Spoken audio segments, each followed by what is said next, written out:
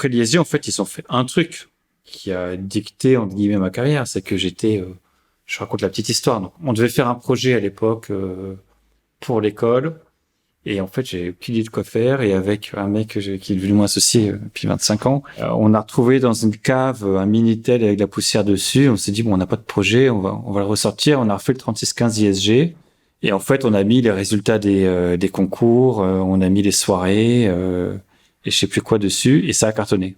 Et en fait, le Minitel, ce qui avait de beau à l'époque, c'est que tu facturais la minute. Donc, tu avais un vrai modèle économique. Et on s'est retrouvé avec une dizaine d'étudiants qui travaillaient pour nous dans notre assos, en fait. Donc, on était un peu les stars de l'école. Et au bout de 6 mois, t'as le directeur de l'école qui vient, qui fait, écoutez, arrêtez vos conneries avec le Minitel.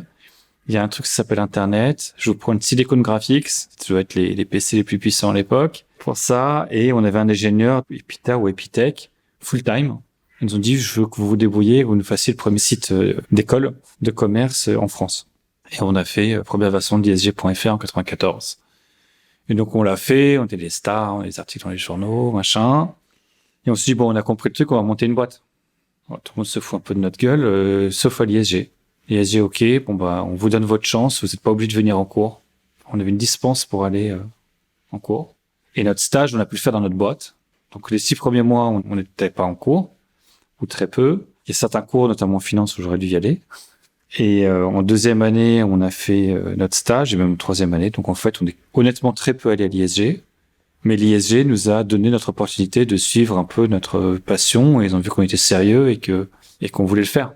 Et on a réussi à être diplômé en passant les concours en septembre, je sais plus quoi. Ouais, donc il y a eu de la part de l'école une vraie confiance et un vrai soutien aussi. C'est important de le noter. Ouais, un soutien.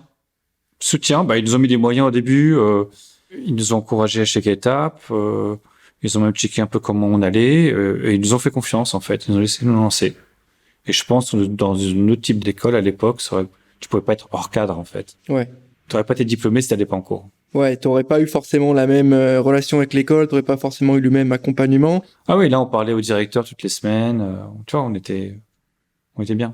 Qu'est-ce que ça dit du coup? Ça dit une certaine proximité, ça dit une certaine confiance en ses étudiants. Ah, la débrouille en fait, tu vois. Je pense qu'ils encourageaient la débrouille et c'est quand même un des skills que tu dois avoir le plus quand t'es entrepreneur. En tout cas dans le business.